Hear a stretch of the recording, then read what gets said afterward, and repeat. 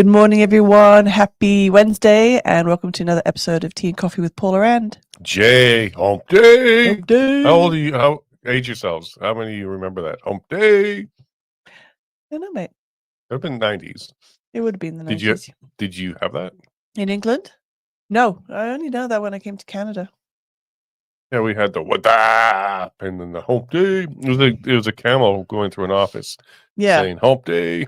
Yeah, I remember that. It was the 90s because I remember where I was working at the time. We just laughed our ass off. It was the funniest thing ever. I was working in Oakville at the time, the computer place, writing software. And that just got us all giggling. Yeah, I only saw those commercials after I came to Canada, and they would have been a retro, like they would have been like, remember when type thing. But no, I don't recall Hump Day in England. Not sure. Yeah, it was there. We had it. It kept us smiling in the mornings. And then the what's up? I remember that was a Budweiser or somebody else who did that. No, that was Budweiser. Yeah, the frogs. Yeah. Holy, how many of you are nostalgic right now? I remember all of that. Yeah, the 90s. They say that was the last great decade. I kind of agree. It was a lot of fun. I didn't know you. I would have liked to have known you. But it was a lot of good times there. Yeah, for sure. It was a good time way back when, especially when you reflect on what we see today. Like, yeah, take me back. Take me back to the 90s, please. But just remember the 90s led to this. So we would go back and fix things. Like, I'm not sure what exactly, but... kill that butterfly. Squash Ashton Kutcher. Squash that butterfly. My goodness. But good morning to everybody. It's also on the Chris Stacey's channel. So thank you for Chris for posting it on his channel because he's working with the Universal Ostrich Farm trying to get that information out. So he was kind enough to offer us his X today. Yeah, because we have Katie Pasitney with us today. And we're trying to learn how to pronounce that. Yes. A bit of a wonder, like how do you pronounce that? Well, that is a weird thing. I've started watching some little YouTube videos on the history of language and how words come about, and pronunciation. Well, for starters, it's a boot. Yeah, there was a conversation I had with our son a couple of days ago about the letters in the middle of words that aren't pronounced. Well, the history of them were back in the day; they were pronounced. I dare you to show us an example. Give us an example, or let's hear an example. So night, where the G used to be night, there was a sound. Yeah, the phlegm sound was in there. Yeah. If you've heard some of that old speaking, it's in there. That's what. So the letters were pronounced. In one way, shape, or form. But yeah, this is what we do. But what they've said is that the evolution of pronunciation hasn't, or I should say, the evolution of the spelling of words hasn't kept up with the evolution of the pronunciation. So that's why we still have some words where the letters in the middle are silent, but they're still there. Well, short text has, like the letter R for R, and how people text nowadays has actually surpassed it. And some people do spell night, N-I-T-E. I'm like, no, but yeah. Well, how do you spell like the evening, night? N-I-G-H-T. Right. And then Knight if you're a guy in armor. Knight, K-N-I-G-H-T if you're a knight in shining armor. Is there any valid use of N-I-T-E? Don't know, mate. Well, yeah, if you're talking about a knight. No, but it's K-N-I. Yeah. No, I said N-I-T-E. No, I can think of why. I'm asking because when you say people still use night, N-I-T-E. No, I've seen some people spell night that way. And again, I'm not sure that's because it's the abbreviation that they're doing, like, were you mentioning R? So I don't know, but when I see misspellings of words, that bothers me. Until it's official, I don't misspell. Yeah, she gets tweaked by that, and she even mentioned how to to pronounce words. You're talking about as a young lady coming to Canada, you're going to set up a table with a dictionary. This is true. She shared this with me, and she's going to teach us Canadians how to speak. No, and spell, and spell. We'll get there. Speak and spell. That was another. They're nostalgic again. We all had to speak and spell as a kid. Yeah. Those were fun as well. So the update for the homestead for Martin. And Martin, we do it exclusively for you because we love you. I was actually away for the morning. So I was at the county council first meeting. Yeah. With the new council. And then I came back and I had to quickly get ready for the show. So we did a show about the budget. Yeah. So that's my update. None. Okay, I was at the council. I saw one of our viewers, Phil. Hey, if you're there, hey. Mm. We call him Plaid Phil because he loves to wear his plaid, and there's a lot of Phils in our lives. So we'll have to isolate him as a Plaid Phil. And yeah, it was a good meeting. One of the things I'm really enjoying, though, is as I'm building my profile locally, people actually know me. That's nice. So I know that whole council now. I met the one person who I didn't know yet. She came up at the end and introduced herself. So yeah, I know the whole council. They know me, and it's all beneficial. Like when you're going to work on committees and do stuff with the council and with the county, it's good to have a good rapport and not reputation, but relationship with the council. Yeah, except one. We'll get into that in a second. Yes, except one. But what are you gonna do? But no, I certainly do like the fact that you're getting out and about, and then that way you're true to the words of saying that you were going to be monitoring what's going on and taking information back to the people and vice versa. And Martin's pleased. He's got a big smile on his face right there. Yes, Martin, those updates are for you because we miss you. And if you were around, you would have an in-person update. Yes, so maybe one day soon. And also, you're not alone on the correct spelling. Somebody likes favorite, but I think they spelled it wrong. Is there a U in there? Yes. There's a U in there? Yeah, because you're Canadian. I get it. I just can't see it on the screen. It's really tiny. Hold on a second. I've got to switch screens. Where is favorite? Correct spelling is my favorite. So no, so they've spelled it the American way. That's what I was pointing out because on my screen it looks like there's a U missing. So are you American? No. Yeah, we also have in our local chat. We also have through and through. So THROUGH or THRU. And then some people do. So red, I read it, but they spell R-E-A-D. Yeah, but they spell it R-E-D. Yeah, like the color. And I'm pretty sure we've reached a generational shift where nobody can spell bear anymore. There's so many people all over the place that get that wrong. I am all over the boys for there and the two. Two is another one. Two, and two. Yeah. But here's a quick tip for anybody. I've given this to anybody else. If you can replace there with they are, then it's with the apostrophe. If it's an ownership, like I own something, it's with the I. And then the other one is without those two. Like over there. Exactly. Location. Exactly. But the tip is to remember the two. Like if you can change the word to they are in the sentence, then it's the one with the apostrophe. So hopefully that helps a few people out there. Yes. But no, those are fun ones. Yeah. And there's right too. Colleen. And your for sure. Yeah.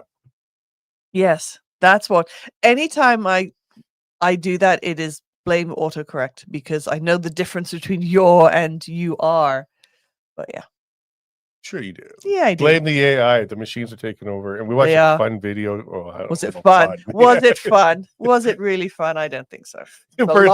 First thing before sleep is to put on this video about how AI is going to take us over, kill us with a big virus, and scene. Yeah. Not kill us, reduce our numbers because it acknowledged it still needs us to do the mining and the hardware production. There's this whole thing about how it was clever enough to be sneaky and hide itself and know that we'll shut it off and had to. Oh, jeez. And I'm sure we're heading that. Orwell's going, told you. Told ya. Told ya. All right, let's jump into the news because we have a very packed news day yesterday. Oh boy. Things that went kind of crazy all over Canada. And to believe it or not, the biggest news isn't the budget. It's one of the top stories, but it's not the top story. We'll get to that in a second. But thank you very much for one of the best quotes ever. What's that? The budget will balance itself. One of the best quotes ever. Now it's like the budget will pay for itself. Like nearly 80 billion in deficit spending each year for 5 years. Oh boy. Well, thank you again to Eric Bouchard for joining us, MLA down in Calgary area. It was great to have a conversation with him. If you're part of our locals, you actually got a little bit more in-depth things that are difficult to bring forward publicly. So there's a little plug for everybody to go ahead and jump onto that side of things. You can go to levineshow.com to get started, or you can go straight to our locals page and become a member because we do have a private conversation with just our locals after the show is done, after the hour is done. And it was great to talk to Eric a bit more about the decision around using the notwithstanding clause, the conversations within the party to do that, and it was a difficult conversation or difficult decision to do. We also got into right to work and some other things. So check out that episode And if you're, and you can always join as a locals after the fact and then go into the previous episodes. So if you're curious what we had to say yesterday, go and do that. You can go check it out. So here we go. Did the NDP and the Liberal just demonstrate that they have a deal? This was before the budget, and still we don't know what the NDP are going to do. They've hinted that they haven't made a decision on whether they're going to vote for, against, abstain, or who knows, merge or whatever. But they haven't decided what they're going to do yet. So I said today's budget should show all Canadians exactly what's been happening behind closed doors, because 401DA Patchnich, what is that? So okay, so for the podcast version, sorry folks, go to my X, you can find it. But anyways, the Liberals and NDP passed Bill C3, second generation, not born in Canada, can now give citizenship to their kids. They just need 1,095 vacation days in Canada, no language test, and no security check. 115,000 people will receive citizenship with no connection to Canada. Yeah.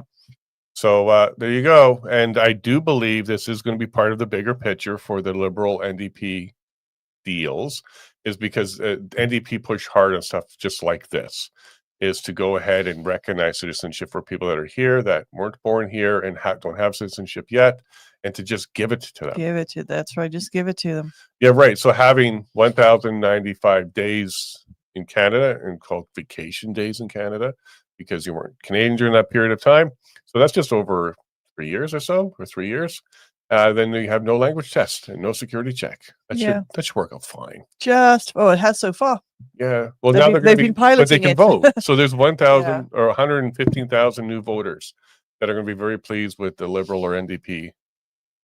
So yeah, this is how I should do a post about this one, because there's no chance we're ever going to see a Conservative government again, especially with things like this and the big news of the day coming up shortly. Yeah, votes have been bought. Done. Oh, for sure. Ron Voss, who does a lot of posting, him and I butt heads sometimes because we're both type A alpha personalities. But at the end of the day, we're fighting for the same thing. And I've sat beside this guy. I was at the JCCF event. He was my neighbor at the dinner table. He's a good guy. He's a really good guy. So don't take any of our banter back and forth as we don't like each other. We certainly do. Sure. But we certainly will lock horns from time to time. And he did a good little breakdown of the Citizens Initiative Act and the history of Clause 2.4, which is what we talked to Bruce about on Monday. Like, where did it come from? So Bruce highlighted that it's something to go take a look at, because this is the stick in the mud when it comes to a clean path forward for separation movement, the independence movement, sovereignty movement, whatever you want to call it.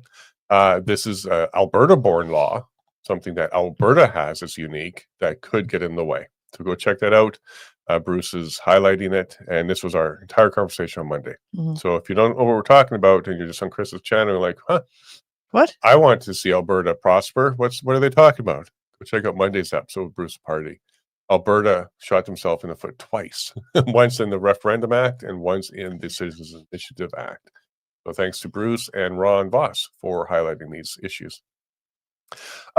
This is what really scares me. Look, Carney gets into power. That's scary. The Liberals are in control. That's scary. But what's really scary is how their support is just blind. It's simply blind. So this Peter guy, don't even know him, but he was posting this crossed my timeline, and he wrote, "I agree 100% with Mark Carney budget." And keep in mind, this was before the budget was announced. We'll read it when released. So there you go. He's highlighting it's not released yet. But I have 100% confidence in the Liberals at this time, because the Liberals are the only party with the temperament and qualification to lead Canada forward successfully. Never the Circus Party of Canada, referring to CBC. Yeah. What I also like is he's got 216,000 views, but only 1,000 likes on it. So he's not getting support on this. And my repost has 100,000 views and 3,000 likes. So we've ratioed him, I think the kids call it. Yeah. When it's his post is less than ours. But anyways, what I'm highlighting here is why is this so scary? So here's my post. This is exactly why Canada is on a crash course for bankruptcy. Peter here just admitted he agrees 100% with something that he hasn't yet read.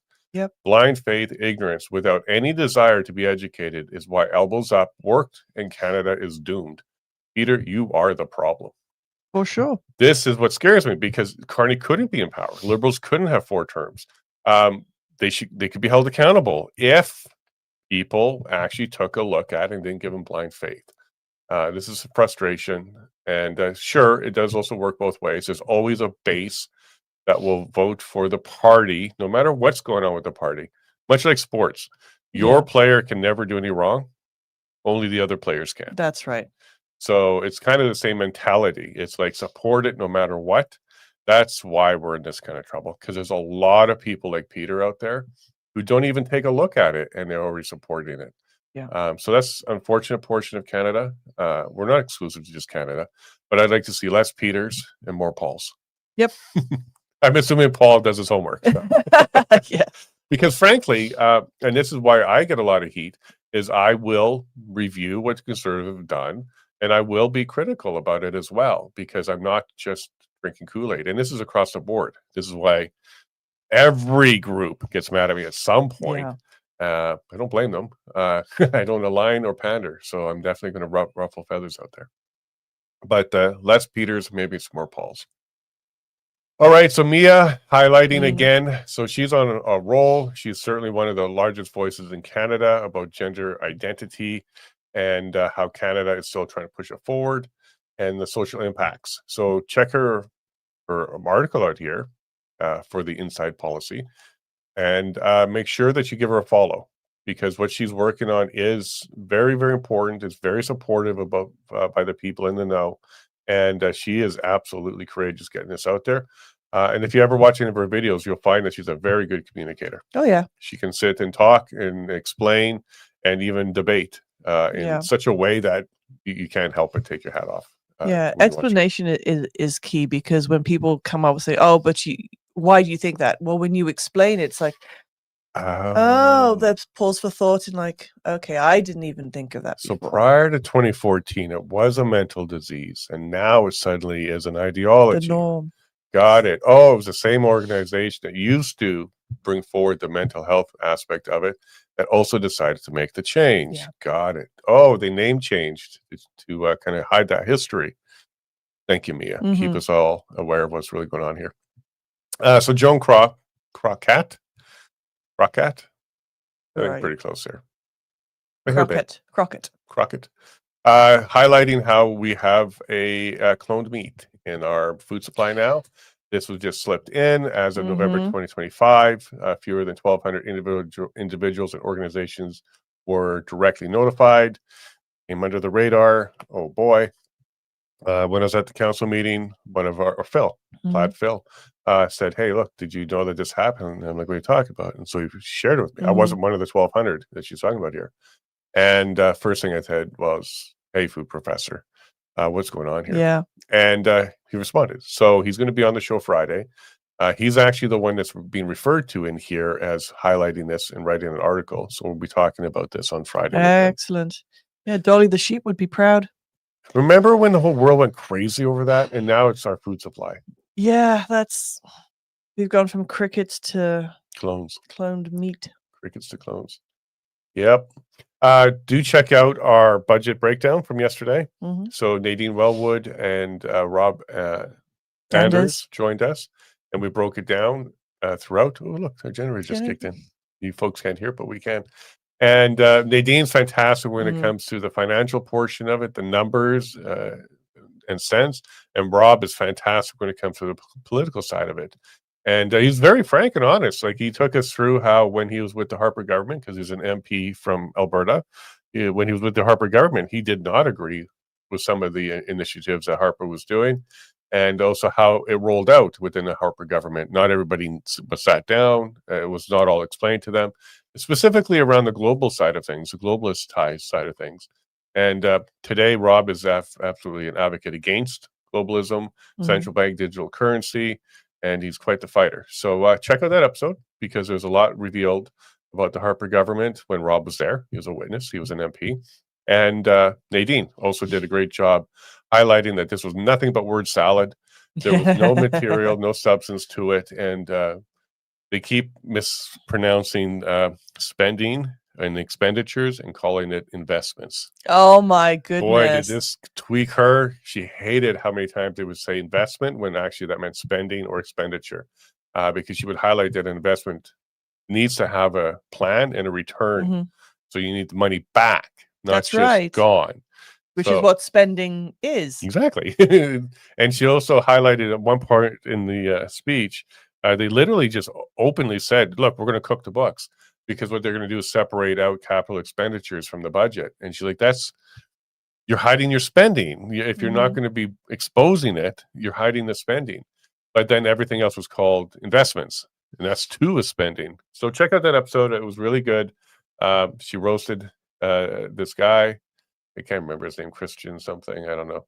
But in either case, Rob also did a great job highlighting the politics behind this. Yeah, lots of good comments regarding that. Here's one here from Kim.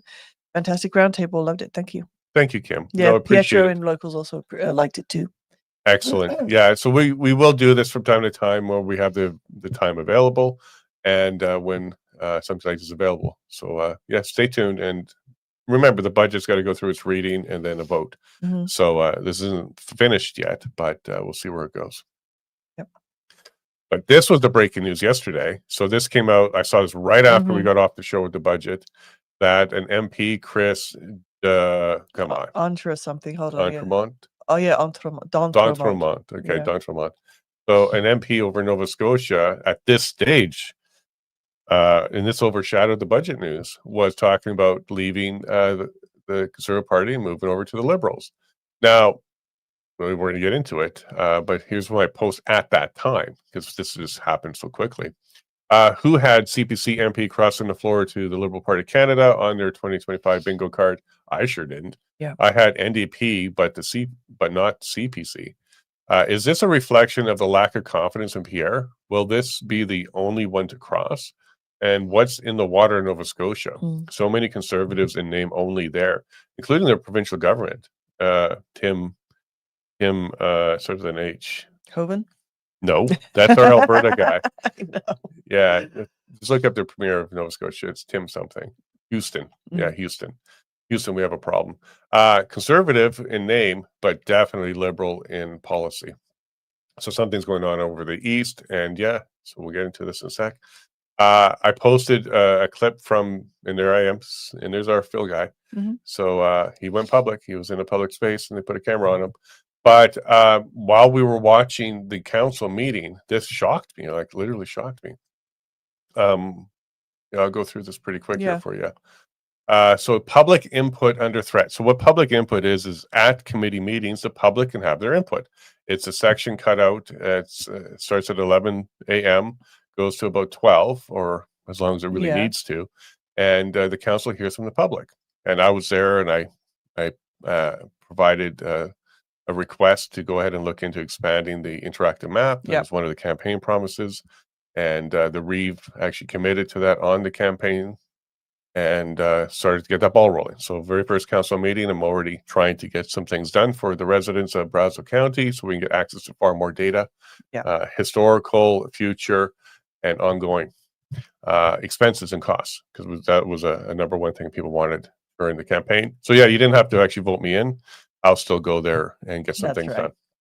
But during the public input, this is something that happened at the end. So public input under threat. Brazeau County Division 6 residents deserve better. Congratulations to Brazeau County Council for standing up for transparency and public accountability. At the very first council meeting of the new term, after the public input session was nearly finished, Division 6 Councillor Dallas Ekstrom tabled a motion to eliminate the open microphone and replace public input with a formal delegation process. Under his proposal, residents would have to be forced to submit their comments in writing before meetings and request permission to speak, effectively silencing spontaneous public feedback and creating a bureaucratic barrier between residents and their elected representatives. Council saw through it. In a 6-1 vote, the motion was defeated, preserving the public's right to speak directly to the council without unnecessary red tape. And what's most concerning is that Councillor Ekstrom admitted this was not his first attempt to restrict public participation. He tried something similar in the past and failed then too. Yeah. For the record, no one disrupted the meeting. There was no justification for this motion. The only thing it would have achieved is to make it harder for residents to hold the council accountable. Brazeau County belongs to its people, not to those who wish to silence them. And you can watch the full council meeting there. But this 16-minute clip is the introduction of the motion, the discussion of the motion, the voting on the motion, and dum.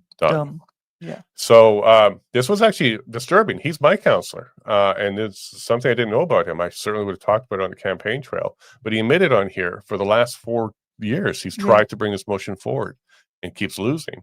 Of course, if you listen to the comments from the counselors, all of them said basically the same thing.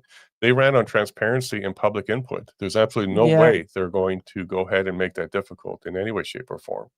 And he said, he goes, I got thick skin. I can handle criticism online. All right, good. Yeah. Let's find out. So go ahead and watch that video. It is shocking. I was appalled, really. He was very adamant that the public should go through a process. And he was also very adamant that if residents have a problem, they should be going through their counselor first. This is something I heard about him. He really does not like people going around him, and he doesn't like people going to other counselors to get help. He's very gatekeepy. Yeah, but then you also then need to address the issues of your residents. Well, here's the thing. At the end of the day, I will not go through him. He stopped taking my texts. He stopped communicating with me when I became a candidate against him. And no, I don't like what he's up to. So to hold him accountable, I can't go through him. I got to go directly to council. And I think maybe as he saw that I was there, and I'm going to be there all the time now, yes, you're going to be held accountable for Division 6 and the rest of Brazeau County. All right, so Alberta Independence Reason number 1783. In today's budget speech by Carney's Liberals, there was no mention of opening Alberta's oil and gas sector, removing restrictions on West Coast tankers, new pipeline projects, or supplying any markets with Alberta's energy. Instead, there was plenty of talk about clean energy, clean economy, hydroelectric, carbon capture, and investing in climate projects. In a free and strong Alberta, we wouldn't need Ottawa's permission to create prosperity. Nope. So there you go, Danielle Smith. Very clear in the budget. I know you want to wait till the Grey Cup to see if we get onto the major projects list, but look at the budget. Alberta didn't even come out of their mouth. They named a whole bunch of other places in Canada, a lot of Quebec places, that were going to get projects and get some attention with the budget, but not Alberta. And just be clear, that's during the speech. Now, if there's more in that budget that was released after the speech, we'd have to look into it. But the speech's purpose is to highlight the major things that they have in their budget, and Alberta was not in that speech. And I double-checked it with the transcript to make darn sure that was a factual post. It is. Here's the big news, though. Wow, he actually did it. Incredible. Will there be 2 more? So MP Chris Don. I'm not going to bother trying to learn how to pronounce his name. D'Entremont. Yeah, he crossed. He's a Liberal. And on the House of Commons website, they quickly updated it to Liberal. Like people commented that it's already changed on the page. Now, here's a problem. Like, if you read his resignation and you also read the Liberal press release about it, he talks about how he's in line with the budget. But when we talked to Rob yesterday, nobody had a copy of the budget. It would be the Prime Minister, the Minister of Finance, the Minister of Finance's team would have a copy of the budget. So what is this MP talking about? What I think actually happened was he made a deal. And some of the pork in that budget was to go specifically to some projects in his riding, because he says he's doing this in order to help his riding. And for that to be factual, he made a deal. Yeah, and they're going to be benefiting from it. So how? And he knew about it ahead of time. Right. And I think they announced this after the budget to overshadow the budget's stink, because this is horrible. Now the Liberal government is 2 more seats away from being a majority. 2 more seats. And this is another way to get their majority, crossing the floor. And I would not be surprised if, because there is rumors of 2 more, and I would not be surprised if NDP too. Like, I don't think it'd be difficult to get 2 more at this stage. You might get another Conservative or 2. You might get an NDP or 2 and get your majority. So the chances of an election happening are slim. Yeah, I think very slim. All right, and we're getting there. Waiting for our guest to show up. She'll be here shortly. Also, Eric let us know yesterday that there's a Cowtown Showdown. Yeah, the UCP Board of Directors forum. If you're curious on what the people who are running for the UCP board, like the president position, have to say, go check this out. It's in Calgary on Monday, 7 p.m. Tickets are like $12 or something like that. So go ahead and check it out. I don't think I'll be able to get down there, but that's not off the table just yet. So as we wait here, somebody should check his hard drive, his hard drives, because Fraser, which is, I guess, a minister of justice or something along those lines, liberal, dismissed using the notwithstanding clause to overturn the ruling on child pornography. Why in the world they wouldn't want to remove that bad ruling? And to be clear to everybody, this isn't a ruling that says everybody that like a 17-year-old girl and an 18-year-old boy, if they swap pictures, that's it. His life is over. He's going to jail. Because that's what the scenario the Supreme Court provided. That's what they said. Like, in that situation, we don't want to ruin their lives. But this is sentencing.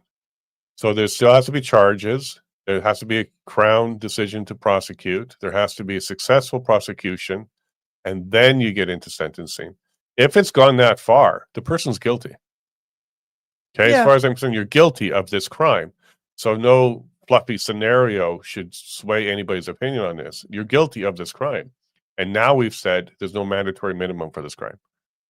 This is horrible. This should have went the other way. Like a mandatory minimum of 10 years may assist in getting rid of this, but this decision is normalizing this activity.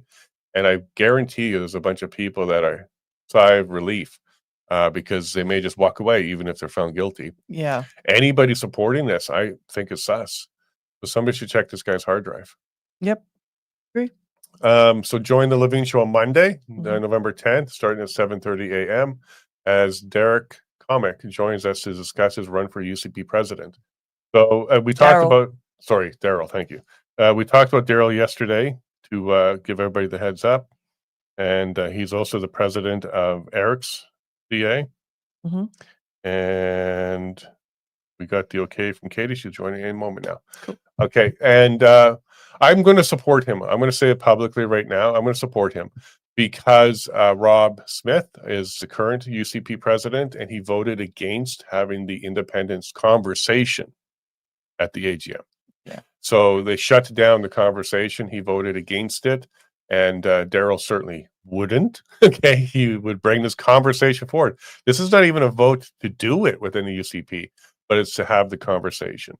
So I'm going to support Daryl as president of UCP because I do believe that he will at least make sure that we can talk about it and not have it shut down. So he'll join us on Monday.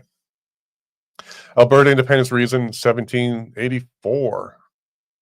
The Conservative Party of Canada is no longer fully conservative, while its focus is on Canada, not Alberta. For more than 40 years, Alberta has voted for conservative reform within Canada, and look where it has gotten us. After 4 consecutive Liberal terms, and now an East Coast CPC MP crossing the floor to join the Liberals, the hope that Alberta will ever see meaningful representation from Ottawa is slim to none, and Slim just handed the Liberals another seat.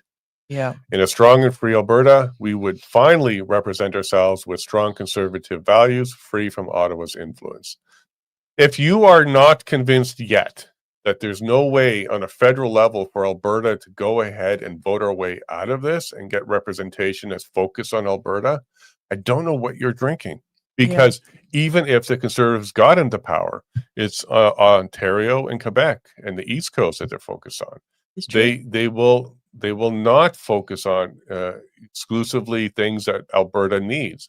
They may give us a piece of something somewhere along the line, but we will not get the reform that we need in Alberta to go ahead and open up our prosperity.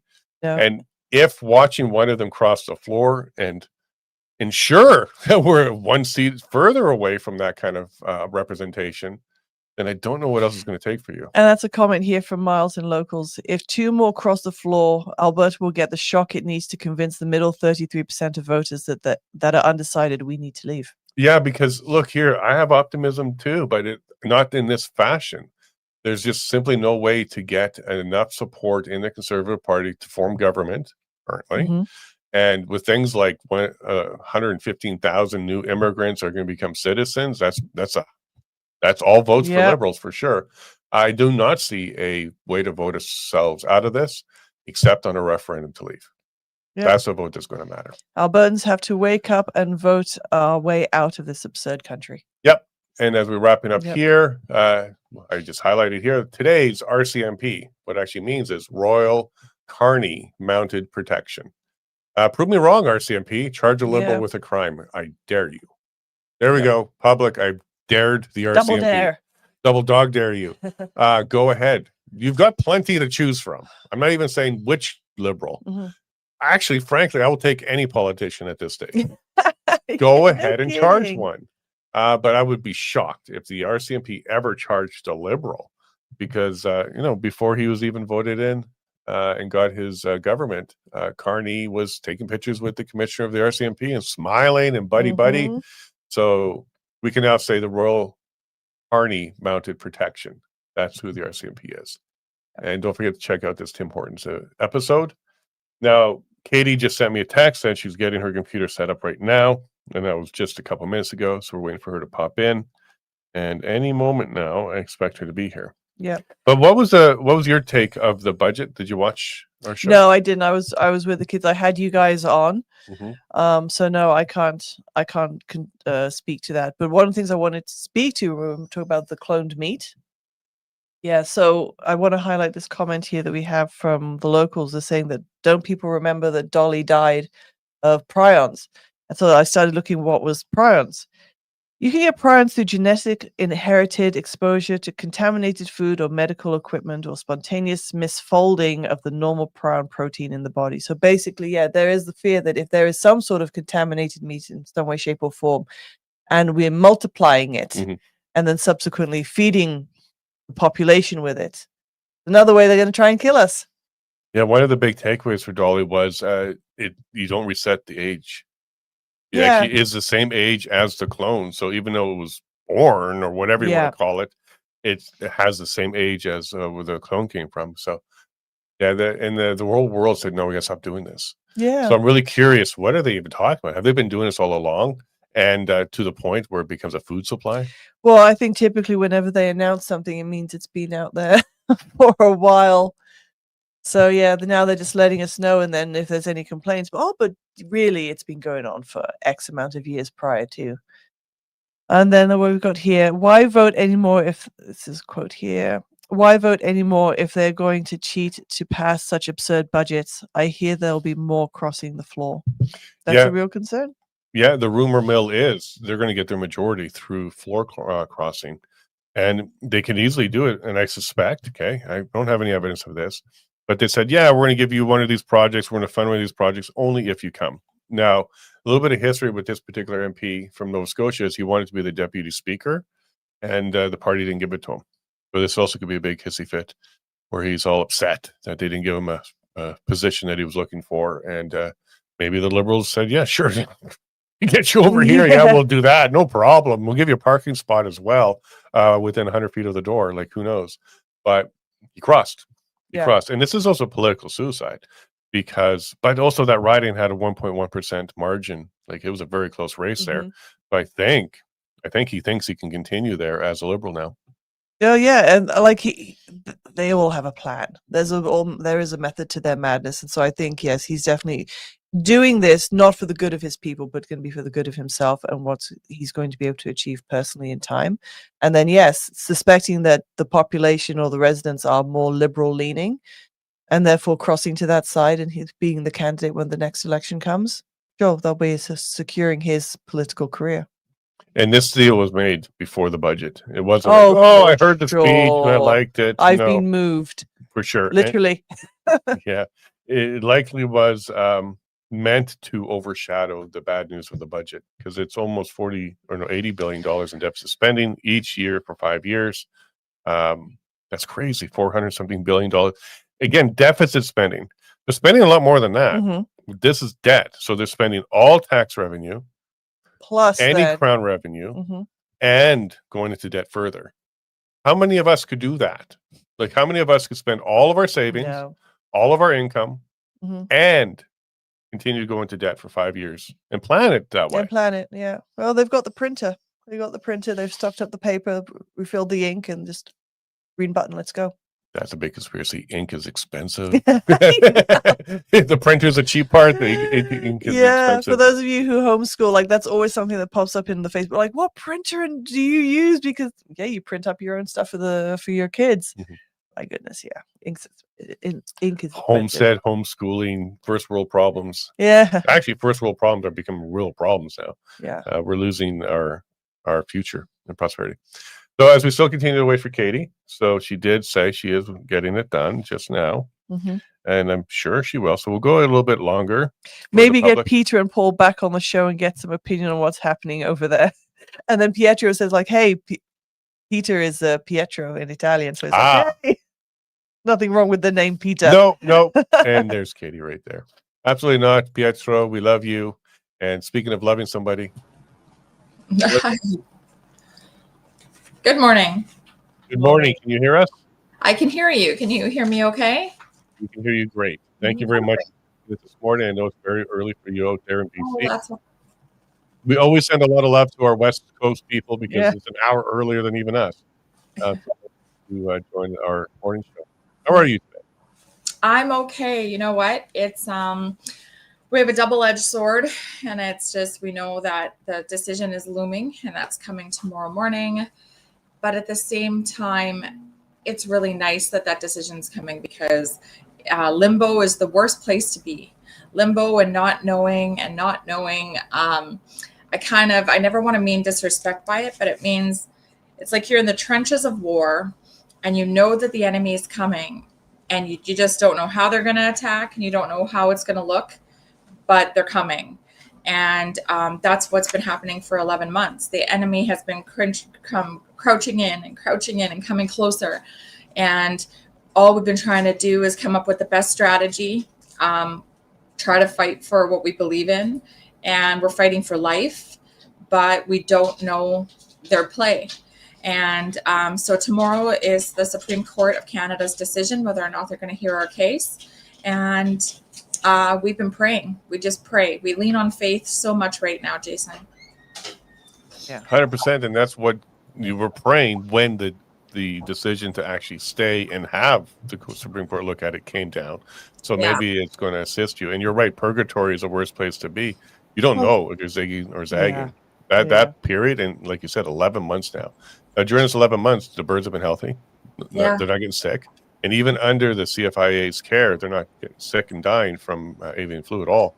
I really hope, and I'm really praying hard for you, Katie, that this turns out to be life. Yeah. You actually choose life on this one. And that information is actually being looked at. They've been 11 months free and clear of disease and illness and death. It's like...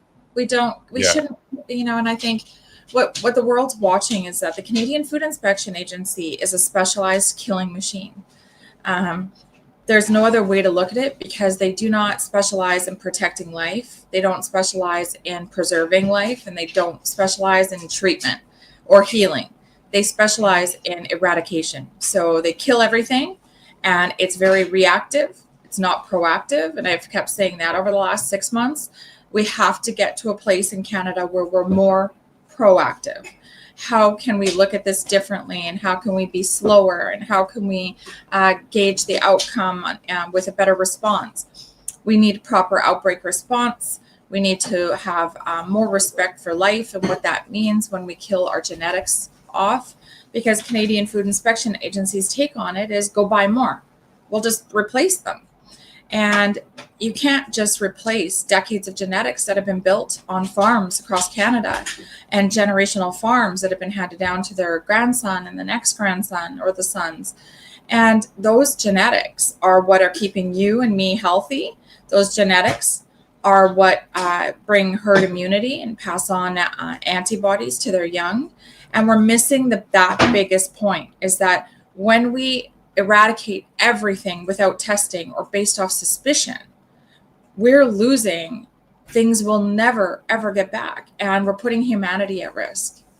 Sure, that would even wipe out the Alberta beef. Like that type of attitude could wipe out a herd because it says, well, that's been genetics over the years. to get good quality beef.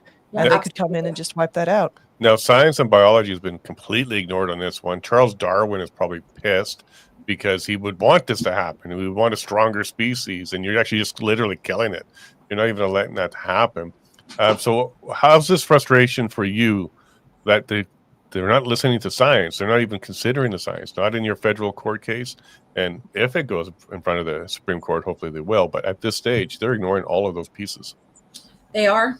And again, for your audience who hasn't heard about this situation before, we are not for food consumption. We are a farm that has been involved in antibody research for the past 3 to 4 years, or more. When COVID-19 happened, we deviated all of our attention to antibody research with Dr. Tsukamoto out of Kyoto, Japan. There's a lot of backlash saying, oh, they did sell meat, they did this, they did that. Yes, we did. We did prior COVID-19. We definitely were involved in looking at the red meat of the ostrich, which is high in protein, low in cholesterol. Diabetics can eat it. It's healthy. But when we got to our antibody research, it was super important and really, really, it was a big opportunity for humanity because we did some research with Immune Biosolutions in Quebec, and those results came back just the most amazing results you could get, that our antibodies were able to neutralize the COVID-19 variants, not block, and not have to get changed to adapt to the other variants. But the COVID-19 antibodies that our ostriches have could actually neutralize every variant. And so when that scientist, Frederick Leduc in Immune Biosolutions, noticed that, he came back at us and said, do you understand what you guys have here? About 2 weeks later after that, his clinic was bought out and he signed a non-disclosure and told us that he couldn't talk to us anymore. So, we know that there's layers to this, that this is big pharma, that this is something, we don't want therapeutics out on the market.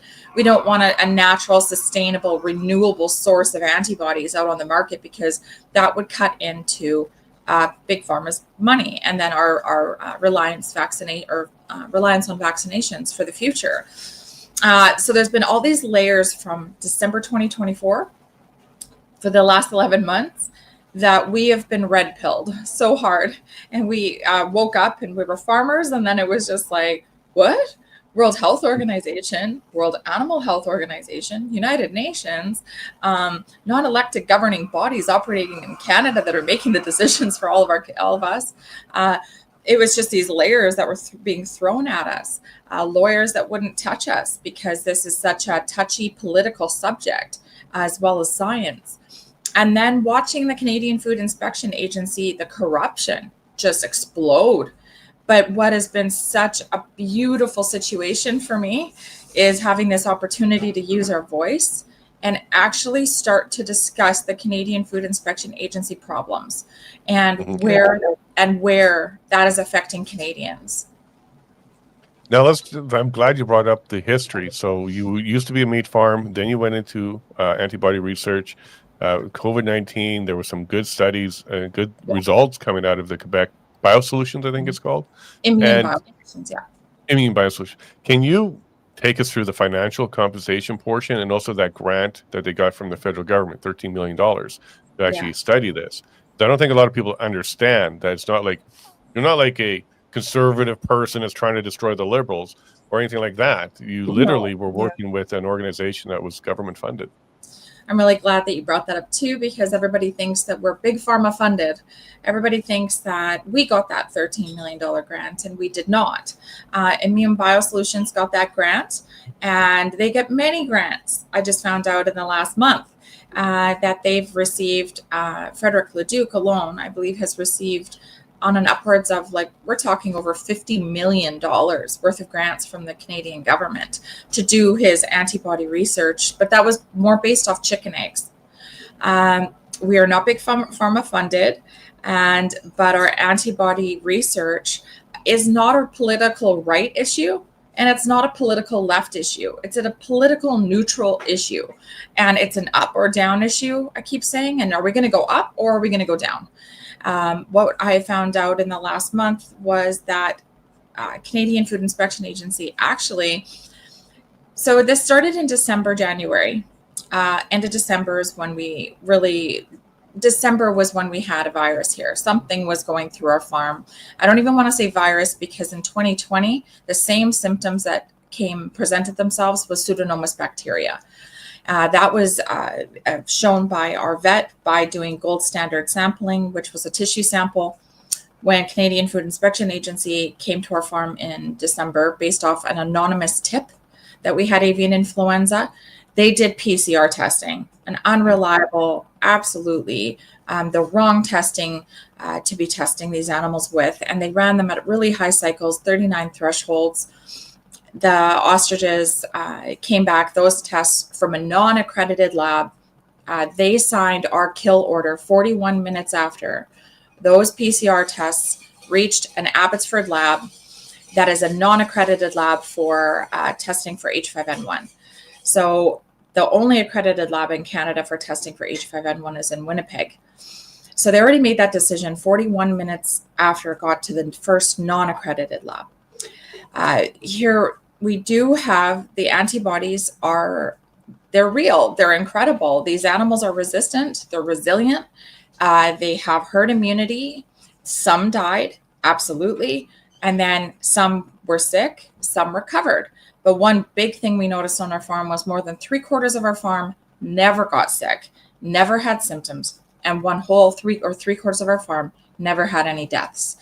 That's because our belief in the scientists or the scientific studies that we've done with their egg yolks that was prior, they already had H5N1 antibodies in their memory cells. So they had been naturally exposed years before, and that's why they never got sick, because they had a natural firewall already built up.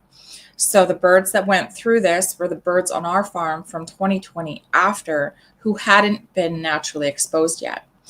That $13 million grant, I mean, it's very important, because he did all this research, found out that our antibodies were very, very special. One ostrich egg is equivalent to 100 chicken eggs full of antibodies. And that alone in these prehistoric animals is something to just, be in a bit of awe at. And we have to now look at the Canadian Food Inspection Agency completely ignoring this scientific research that we did give them on their own website. They want to say that we didn't give them any substantial research information or research data. This is completely a lie. From December to February, we just bombarded them with our research, our data, who we worked with, our scientists, our scientific information. We even offered them, with Dr. Tsukamoto from Kyoto, Japan, the Canadian government, a stockpile of H5N antibodies ready to use to try to help mitigate a risk, to research and explore to see what we could do to try to help Canada. They ignored that as well. But in March, I find out that the Canadian Food Inspection Agency gave almost $1 million grant to a private lab in Quebec named Lafont Medical to create the testing kits we explained to them that we could create with our antibodies. So they denied us that. They were saying basically, we're out to lunch, we don't know science, we don't have enough scientific data and information. But they went and took everything we showed them, and they took it to Lafont Medical and gave them almost $1 million grant, a private lab, to create what we were working on. So that alone is why couldn't we save that money and actually use the research and the information and the resources that we were offering them for free to better Canada and mitigate the risk and actually bring stabilization to a possible crisis like H5N1, instead of go give $1 million grant to a private lab in Quebec. Yeah. Wow. Okay, so you're connecting a lot of these dots here, and without putting on a tinfoil hat, a lot of alarm bells should be going off for some people here. Some red flags here for sure. I got a confession for you, Katie. I didn't cover this story before because I was jaded and I was also skeptical. I wasn't looking at mainstream media, so don't worry about that. I wasn't getting poisoned by that information. But I didn't look into it, okay? And there were several people who already were on the issue and covering it, like Shadow Davis and David Creighton and others, which I respect. So I felt, she's covered. She's covered. These guys got it. The information will get out. But I didn't spend the time to look into it. After a lot of being pushed by my audience, though. Okay, so thank you to all of those people out there. They're like, you got to look into this, Jason. Like, you got a legal background. You have a very good way of looking at things fairly. So we really want you to take a look at this, because there's two sides of the debate out there, and one of them is pretty harsh. So that's exactly what I did. I spent an entire week going through all the naysayer side of things, talking to them privately. None of them would come forward publicly, but talking to them privately, seeing like, what are you guys talking about? Like, why are you saying this stuff? And digging into it harsh. And then I actually took the position of, well, maybe this isn't what it looks like. So I did some more research on the other side and started talking to Dr. Stephen Pellick, and then started looking at the reports and the Kyoto stuff and the Quebec business. And I apologize to you, because I really should have been looking at this sooner. And if I can help now, I'm going to be doing it, because, there certainly seems to be a side that wants to shut you down, even on the conversation. And what I also found out when I did my research there, because I dug really deep into it, some of the people there I know push false narratives, and they work with the Canadian Anti-Hate Network. So there may be a lot more dots to this that actually coming out of the government to push against you in the public space, in the alt media side of things, independent media, citizen media, whatever you want to call it, that are actually trying to shut you down. So I apologize for not taking a look at this sooner. And I'm really glad that I got to speak to the other side and actually dig in there to see what it is they were complaining about. And you've actually addressed, I think, 90% of it right there. Have you been paid by this Quebec company? This seems to be a very important one to them, because they say we're getting two messages. Dr. Pellick said yes, and I think your website says no. No, we have not. No, we haven't received a penny. That was a moment for us when we were so elated, because our family, all of us, my brother, my sister, myself, we are a true pioneer family in an industry that we have been trying to do something good for Canadians and the world. And that is the antibody research has been super exciting for us, because we don't like to see animals die, and we definitely don't like to see families be what we had to go through during COVID-19. And so this was just really exciting for us. But we're pioneers that have poured in every penny we have. There have been so many, it'll make me emotional. There's so many times in the past few years where we've fought to just keep the home, just to keep our lights on, just to make sure that my mom and my dad were cared for, because my mom has believed in these animals for years. 30 years ago, I remember her as a younger girl saying to me, these ostriches are going to do something amazing for humanity one day. And we'd look at her and go, okay. We don't know how that would be, but through the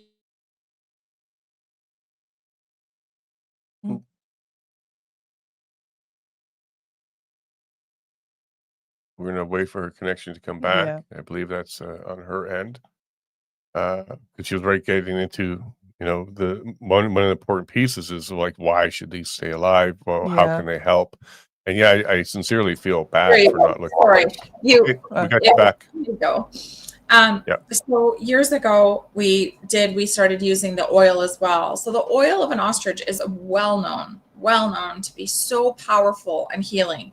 The ostrich alone, because of its prehistoric nature with really strong antibodies and natural immunity and its ability, they're millions of years old, they have very therapeutic opportunities to help heal. And so we use the oil. The oil is good for burn victims, scar tissue. It's good for acne, rosacea, eczema, psoriasis. It is, there was a pet company years ago, because what we noticed is that the fat of the ostrich, just the lard, nothing added to it, was getting dogs and cats off antihistamines and big pharma drugs, because just by taking the fat every day, dogs were healing. and animals were healing. So the potential in these animals is just so incredible to heal. It's been something that we've been dedicated to, but there's been many months that we didn't even know how we were going to pay our bills. And so, no, we have not received any grants.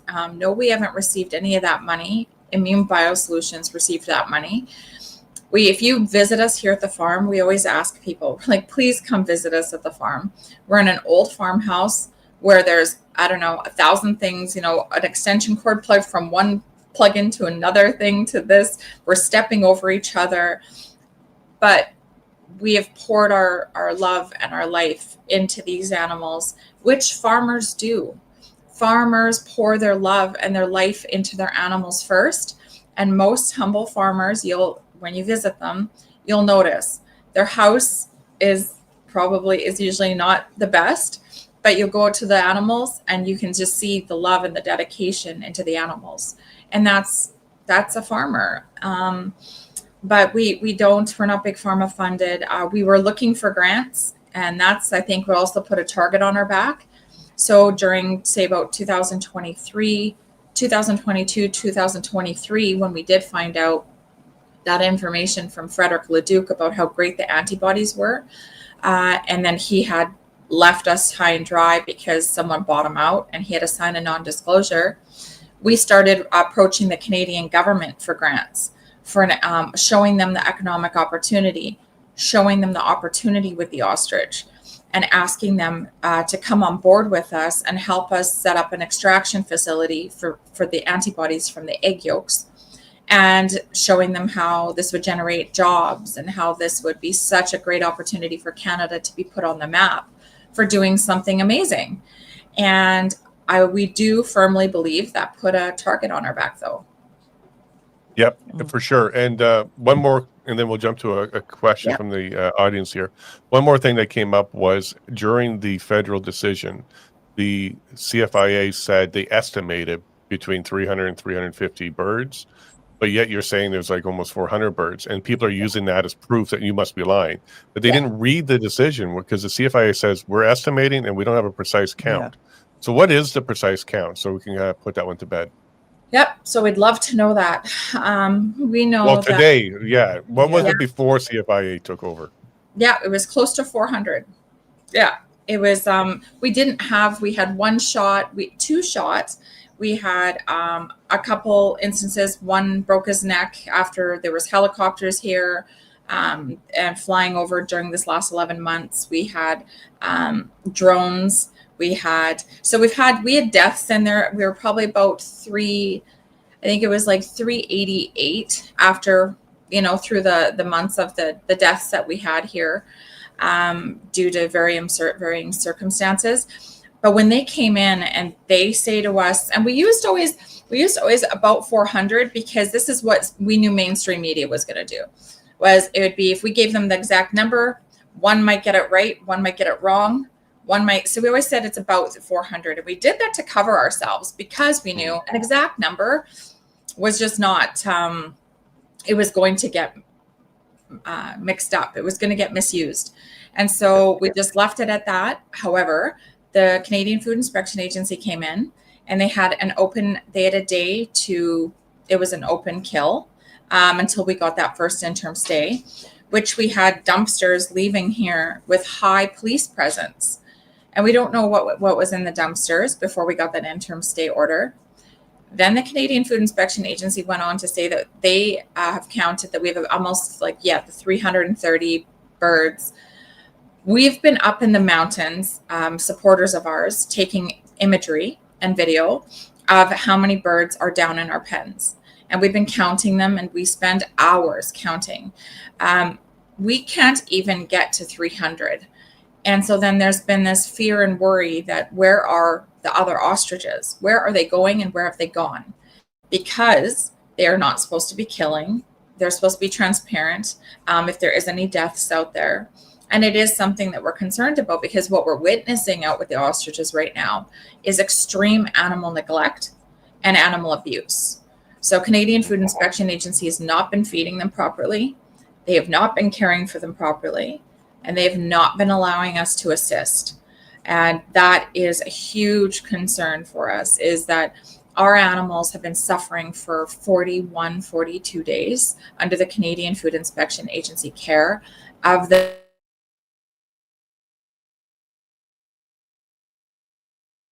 Come back again. Come back again. I do see that there's one of the naysayers in the chat who just simply does not accept the testimony of the owner. And okay, go ahead. Accept the testimony of the CFIA. You're welcome to do that. It doesn't make you right. And when people raise questions, just like you're raising questions, it doesn't make suddenly anybody a liar there, Kathy. In fact, we queued up one of your questions to get it answered. You're back. Yeah, you're back. Okay, you're back. I don't know what's going on. But there's RCMP ceases May. Yeah. and then that again, right? Like, so they were supposed to maintain custody. That's in their interim stay order. That is status quo. So even if they went and prepared to start killing, should our decision go to not go for in our way, we're supposed to leave our animals alone, feed them the same, care for them the same, and they were supposed to care for them humanely and have veterinary care out there while in their custody. Now, they haven't done any of that. They pushed all of our injured birds, and we have an injured pen. One had a broken toe, one is half blind. They pushed all of our injured animals out into our general public of the animals, which they would have just got hurt more. They manipulated their whole environment. They changed their food. They changed the portion that they feed them. They changed their alfalfa. They did everything besides keep the status quo of our animals. And then they only will talk to us via email. They will not talk to us by phone. They will not talk to us at the yellow police line at the end of our laneway.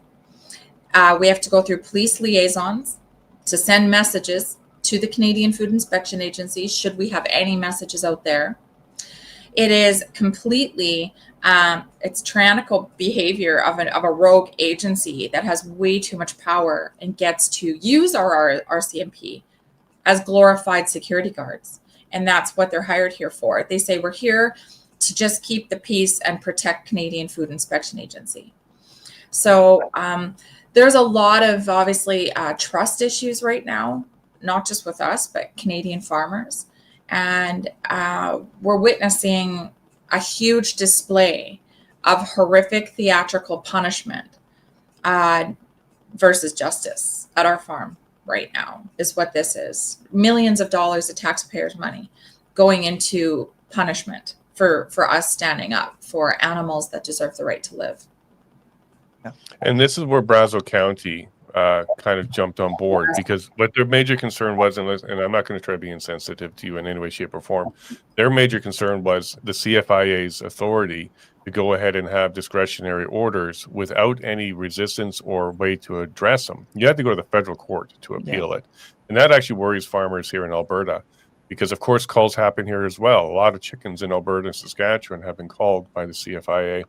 And this is raising concerns on whether or not we can trust their process. The Brazeau County Agriculture Service Board took the position of, look, we believe the CFIA is necessary to protect the food supply and other things. However, when they have discretionary decision-making that can't be challenged by the farm or the people impacted or stakeholders, that's a problem. And there really should be a process where you can appeal it or provide your own evidence and it's actually addressed.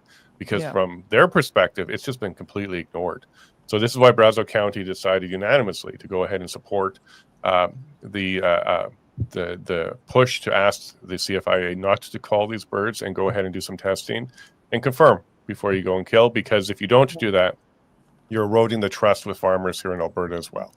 So that was highlighted pretty clearly during that service report. Yeah, and I've already seen in the chat there's already 2,000 heads of cattle in Saskatchewan have been called. Yeah. So I do want to bring up this one question. So go ahead, babe. Yeah. From this Kathy lady, because Kathy's asking questions, and we have no problem with people who ask questions, and we do want to be able to provide them answers. So what she's asking here is, has there been any independent studies that prove the science of the antibodies? Now, I know the answer to this, but let's go ahead and throw it to you. Yes, there is. And we've been working really closely with Dr. Pellick out of the UBC in Vancouver. We have lots of studies on our egg yolks and the antibodies and the memory cells. And they are absolutely, they're real, and we're ready to use them. And that's what we keep saying to people too. We're at the usable stages for therapeutics with our antibodies. We're not at the initial stages of trying to find out if we have strong enough with our antibodies or if we have them at all. I mean, we all have antibodies. That is a fact.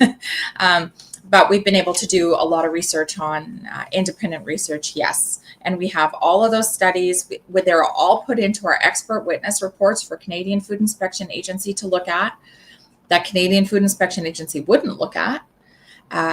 We've had top immunologists, epidemiologists, and virologists working with us that have all been looking at our prior past egg yolk. And we have antibodies in our older egg yolk for COVID-19 Pseudomonas bacteria, which we're pretty sure the birds died of, not avian influenza, and H5N1. So we have all three really high, beautiful markers in the memory cells of our antibodies in our egg yolk. And Dr. Pellick wasn't paid by you. That was pro bono. And he did that because he was actually genuinely curious on what antibodies they did have. And he's also from the University of British Columbia. He has his license. He's not canceled in any way, shape, or form. And I don't even think he's conservative, to be honest with you. But it doesn't matter. This is a nonpartisan issue. He got one of your eggs. You said, and this was before December 2024. Like, he was checking this out before then. Another study or review would have been the Quebec organization itself also did their tests on it. Yeah. So there's several independent studies on these antibodies at this stage. Yeah, thank you. And again, since September, I believe since September, we've killed 4 million birds and more than 44 million birds from January to May 2020-25. So again, remember, we're also fighting this because this is our fight on a way that we're trying to go at it. But ostriches are not poultry. So we are not a commercial poultry animal. We are not for food consumption.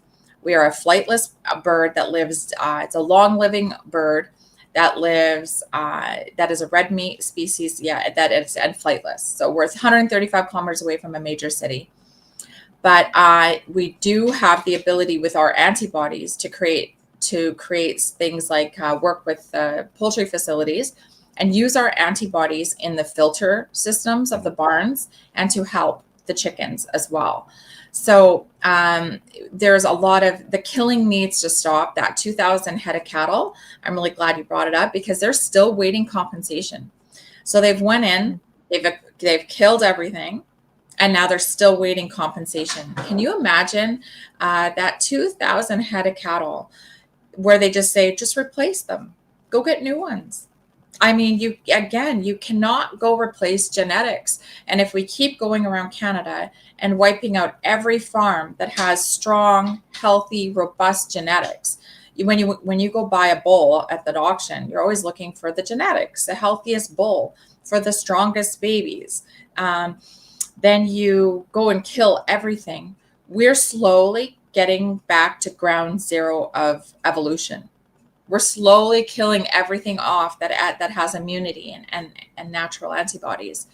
That we are going down the road of making ourselves completely reliant on vaccinations for survival. And that's what Big Pharma wants.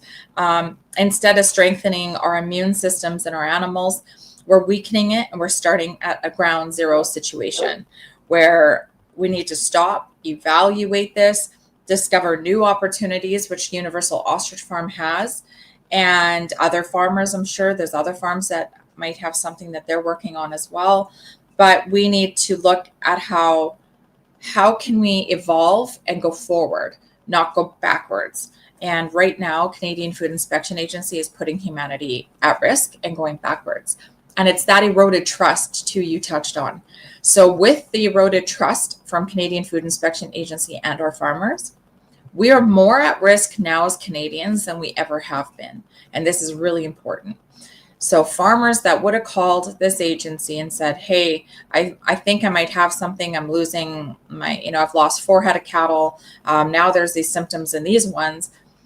Why would you want to phone Canadian Food Inspection Agency if you knew that that phone call means your 2,000 head of cattle are going to be killed, and probably not humanely?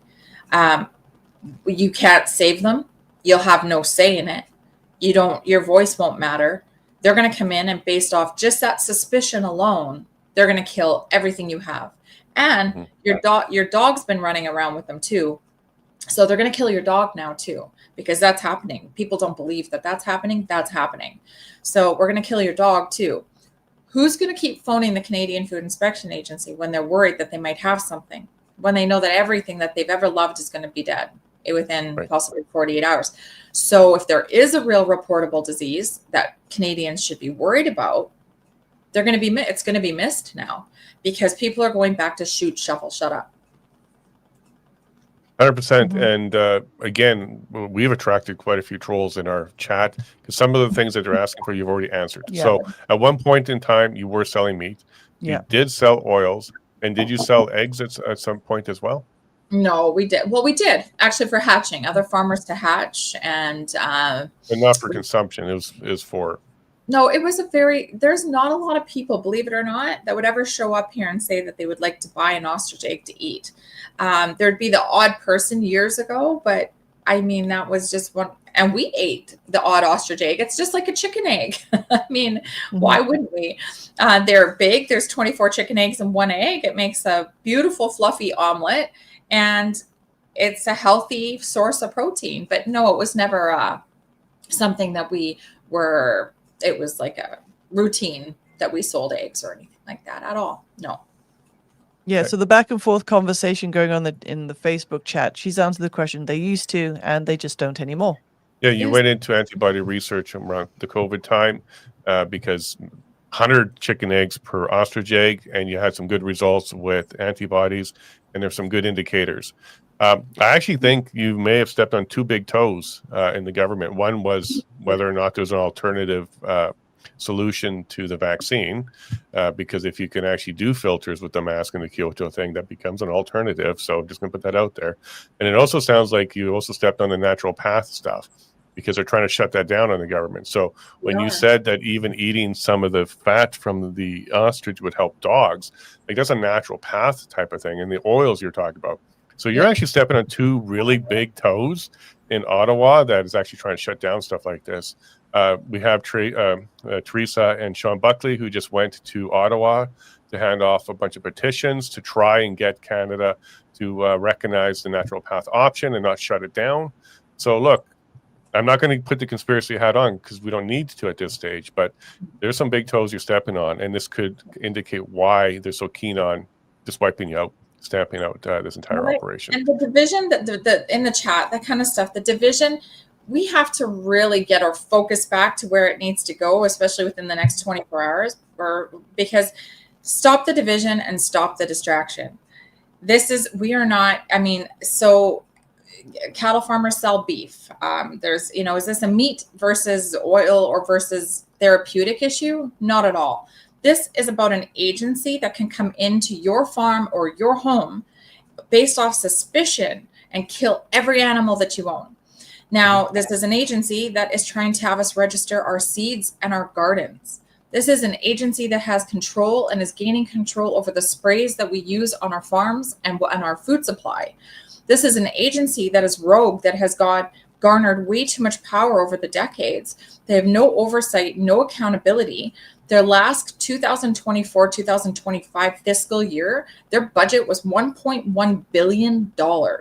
And when we've just seen the budget roll out yesterday. But they're setting the stage for leaky bird flu vaccines that are going to be pushed by the same pharmaceutical companies that have forced us into this crisis of dependency. And this is a big problem. And if we just got through COVID, and that's what I keep saying to people, stop being distracted about meat and stop being distracted about, you don't even have to like me, and you don't have to like the ostriches to see what the problems are here and how it rolled out with Canadian Food Inspection.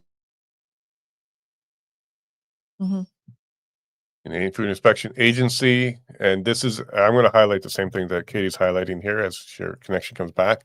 This isn't really about even her birds. This is about what can the CFIA do and what can any government agency do. Do they actually have unfettered discretion? Can they make these decisions? We're supposed to be innocent until proven guilty in a criminal court. So why aren't we able to prove ourselves when it comes to the agency's decision? But Katie, sorry, you just cut off there, but I'm highlighting the same thing you just highlighted there. This isn't even about your birds. This is about the overreach from an agency and other Canadian agencies. Like the CFIA is one of many. And do you really want to live in a country where they just can decide and you can't even fight it? And your only chance is federal court, Supreme Court, and then what? But we're going to find out tomorrow where the Supreme Court is going to take this one. And we're not trying to highlight the division. We're actually just answering some of their questions. They're really low-hanging fruit questions. Like there's nothing really there. There's no substance there. And after a week of digging into this on my own, this is what I came to the conclusion of as well. I'm glad you had highlighted it, though, because that's what's happening. And I keep saying to Canadians, please stop the division and stop the distractions of the chatter, outside chatter. Focus in on what we have the ability to change here. A country united has the ability to change its future. Like, let's come together and let's look at the real problem that our federal and provincial and municipal governments are not making the decisions for Canadians anymore. They are being highly influenced from non-elected governing bodies that we've allowed in. We need to gain control over our food supply, gain control over our sovereignty, and gain control over our freedoms to be able to use our voice, protect our lands, protect our livelihoods, and protect our animals. Nobody, no farmer should ever have to go through what we've went through here, and that is what we're fighting for. They came in and seized our neighbor's private property just because they wanted to use it as access to kill. They seized another property just because they wanted to use it as access to kill. They've ruined these properties, with whatever, however they've needed to manipulate it to get in and out. We have the task force here. We have a drone unit, a canine unit. We have about 40 police officers here up here a day. That is double shifts of 2 12-hour shifts, and then they're driving 135 kilometers to Vernon, British Columbia, staying in the hotels there. We're paying for all of this. You would think that we are the biggest drug cartel in Canada. This is absolutely absurd. And my mom and I got arrested for feeding our animals.